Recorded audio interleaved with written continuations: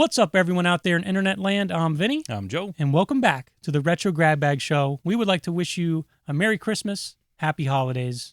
This is the week of Christmas, so we're coming to you a little early, so you can get this just before Christmas, which is just got to be your greatest present. Yeah, this episode. Our Christmas present to you. Yes. So speaking of greatest Christmas presents, I didn't plan that, by the way. We're just going to briefly talk about our greatest Christmas present memory over the years. Joe, start us off. Something good here. It's a loaded question. I mean, you could say multiple too. Obviously, it's the big thing as a kid. You know, in our show revolves around video games, toys, movies, all that good stuff. I mean, honorable mention, you got to go with Super Nintendo. We got that in the 90s. You know, I remember opening that up and playing Super Mario World and whatnot. And it's amazing. I think we got Street Fighter with it, and that was big. But if you ask me that question, I got to go with one of my favorite toys of all time back when I was probably 8 or 9 years old, and I got the He-Man Castle Grayskull for Christmas. That's one vivid memory of me ripping open that box and seeing the gray castle, the perfect box art, and knowing that I finally got what, a lot of my friends already had it, and I was like, I really want this so bad, I want to play it, and I got it for Christmas, and it came with, I think the He-Man and the Battle Cat and all the cool stuff, and it was big. It was huge. Yeah, it was huge back then. I think I was maybe 9 or 10, and that was the best. I remember it set up I think we had it set up in the living room, and I would just play with that for hours. The mouth opens to a drawbridge, and you had your little perch at the top, and all the accessories were great. All the stickers were great. I don't know if you. I remember it being very, very intricate. Play piece for your action figures. Yeah. And He-Man had a ton. Oh my God. Characters. Yeah. Like what a great concept of building that toy line. Yeah. But yeah, that I remember seeing that Castle Grayskull and being like, holy shit, like this is real. Yeah, this is evil stuff. And the size of it too. I mean, just the size of it. Yeah, that's what I'm saying. It did fold up, and then you could jam all your toys in there and carry it around. But for the most part, you wanted it set up. Oh, you could actually put things in there. There was I never realized that. Yeah, you could jam it in, all the guys in there, and then carry it along with you. But for the most part, I just always had it set up and playing with it. Probably every night, and it was great. And I didn't have all the guys. I just remember I had Skeletor, He-Man, but there was, like you said, you had a lot of them. So much of it. There was a guy where his face would change. Yeah, Two-Face. Okay. There's a guy, awesome. the leech guy that would actually suction cup to certain things. That I remember. Do you still have any of these? I don't think so. I don't know. I think Mom has them maybe in a bin with the kids stuff, with our old wrestlers and stuff. But other than that, I mean, just going off that line, I mean, I was actually just talking to one of our fans, Frank Clements, today. And it's weird that this has come up, but he was actually talking about the castle that had a microphone, and I'm like, what? Wait a minute. I had a really vague memory of it, and I'm like, I had to Google it, but sure enough, that was Snake Mountain, and that was Skeletor's version of Castle Grayskull. And again, did you have that? I think I did. I kind of remember that. It may have been later on, maybe picked it up at a yard sale or something, but no, I didn't. I don't think I had. Maybe you weren't totally into it at the time, but still picked it up. I think I had it at some point, but it wasn't a Christmas thing. But that's awesome. I do remember that now, where you talk into the mic and it would come through as the voice of the Snake Mountain and Snake. Snake Mountain. Yeah, I think that's what it was called. Oh my God, that's fantastic. Yeah, Skeletor's Hangout. Frank mentioned that he liked it too. So those are great toys. So. Frank the Tank. Yeah, Frank the Tank. We'll put his Twitter handle in the description below. Don't contact him though. He's brutal. A crazy person. He's brutal.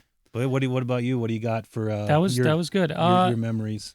Well, I mean, sticking with the video game thing, and even honestly, not really sticking with it. The OG Game Boy would just be my ultimate Christmas present.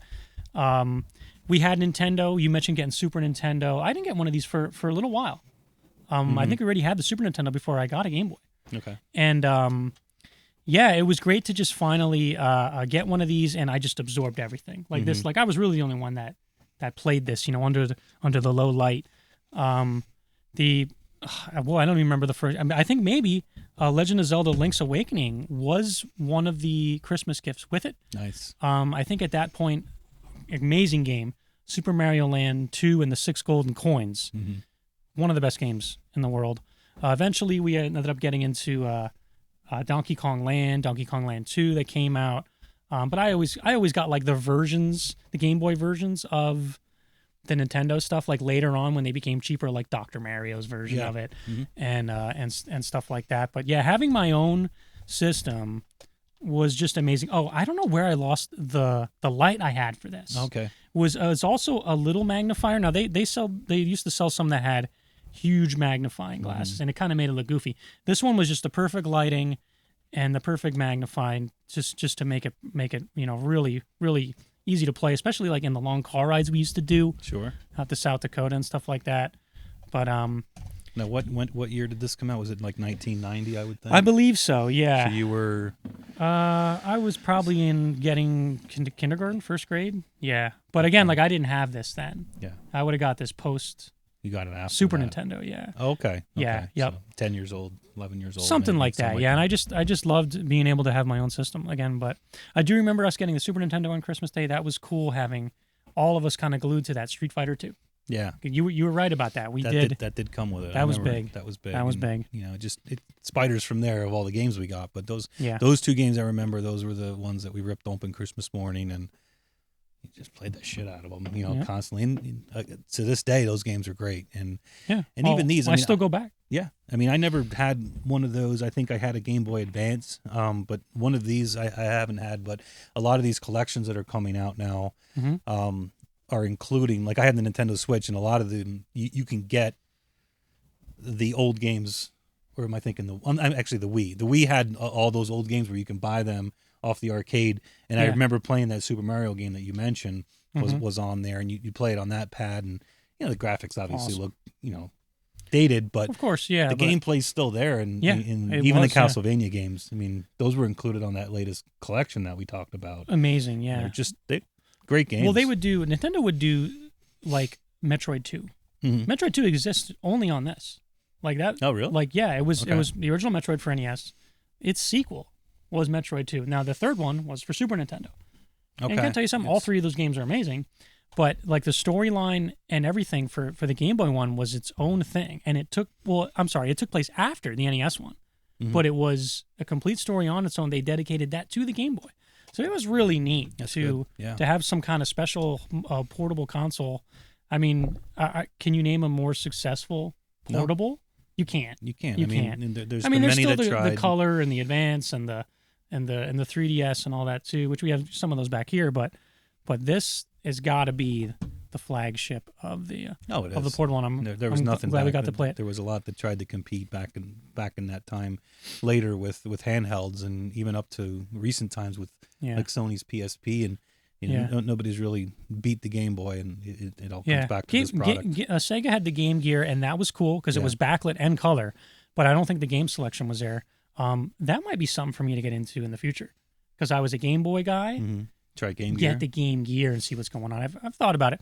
But dude, love the He-Man stuff. I mean, I remember, and I played the action figures too with I guess the Teenage Mutant Ninja Turtles was getting big, so that was a lot of stuff. But yeah, the He-Man stuff's really cool too. Yeah, I mean, that was just huge. I mean, we even watched the show about it on the Toys That Made Us on Netflix. Remember that? Woo. If you really want to get into the history of it, which I never knew about, that's a great show, and it really shows how these guys put everything together, and pretty crazy how it all went down.